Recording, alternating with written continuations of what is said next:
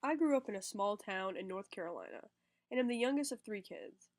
I have two older brothers, one named Trip, he's the eldest, and another named Luke, who is constantly mistaken for my twin because he's only 1 year older than me. We have wonderful parents and had a wonderful upbringing. We were loved and supported at every step, but my brother Trip has always been a problem child. As we grew older, his problems began to worsen. Drugs, alcohol, crime, you name it. I mean, Luke had to go up to school during the summer to help Trip with math because he had failed a math class that was required to graduate. In my family, that's just not the norm. But don't you for a second think that Trip wasn't smart. In fact, he was brilliant. He still is. Much smarter than Luke and myself. But he lacked motivation and didn't value education, so he struggled in school and barely graduated high school. He later did not go to college, so for the last couple years of my high school career, he just lived in the house as a freeloader. This in itself made me resent him to a certain degree, but it didn't make me hate him. What made me hate him was his incessant insults and abusive behavior towards everyone in the house. He was just a jerk. I mean, there's no way around it. He was just mean.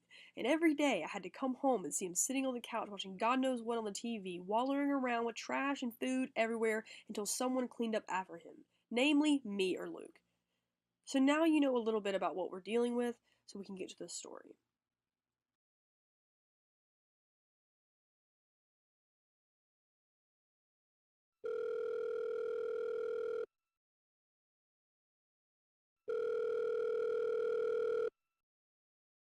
No answer again.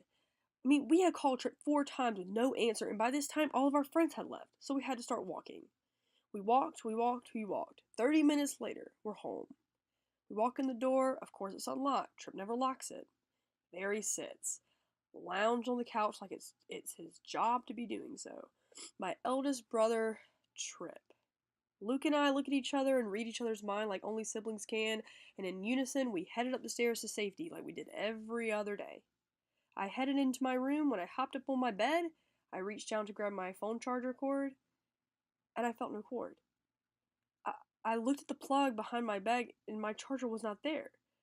I mean, I knew immediately Trip had taken it. It was because he had no concern for other people's belongings and would steal in a heartbeat. But I assessed the situation, and I decided that I would just calmly call downstairs to ask if he had it. I mean, I really needed my charger, and it's mine. I yelled down into the foyer, Trip, do you have my phone charger? He responded that he did have it, and when I asked for it back, he said he would give it to me later. My phone was dead. I mean, I needed my charger now, and it was my charger. So I said, well, I know it's in your room, so I'm gonna go get it. That is when everything changed. Trip got up, sprinted up the stairs, got into his room right as I was pushing open the door. He pushed back against the door, but so did I. He realized he didn't have the leverage to close the door even though he was infinitely stronger than me, so he abandoned the door. He went straight for me. He grabbed my neck with one hand and slammed me against the wall behind him. I was dangling in the air and I could not even gasp for air. Luke was asleep just in the other room, and I couldn't even call him to help me. I honestly thought I was going to be killed by my brother in the upstairs of my own house, with Luke just in the other room, sleeping. It felt as if my windpipe was being completely crushed, and I couldn't hear anything. I started to hit him as hard as I could, and then he brought me to the ground, his hand still in my throat. My head crashed onto the floor, and tears bled from my eyes. The gravity of the situation hit me. Then all of a sudden, Trip let go of my throat, and just stood over me. I started screaming for Luke's name at the top of my lungs. My voice was weak and breaking. Trip was still standing over me, so I just started trying to kick him where no man wants to be kicked. This resulted in him stomping on my head. I turned my head so quickly so he wouldn't hit my nose, and I was taking blows to the side of the head when Luke broke out of his door and jumped on top of Trip. At this point, Trip knew. He had messed up, and just let us both retreat into the safety of my room. My head, my face, my neck, they were throbbing, and I could have sworn I was swallowing marbles. There was so many emotions running through my head at this moment, but the dominating emotion was anger. It was anger until something struck me. Something, this overwhelming realization that this was it for him. It was it. It was over. My parents would have never allowed him to stay living in our house after he beat me up.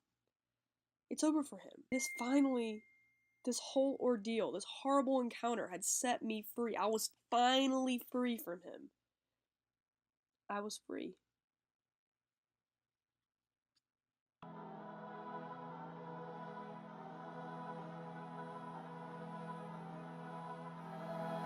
Drink you spilled all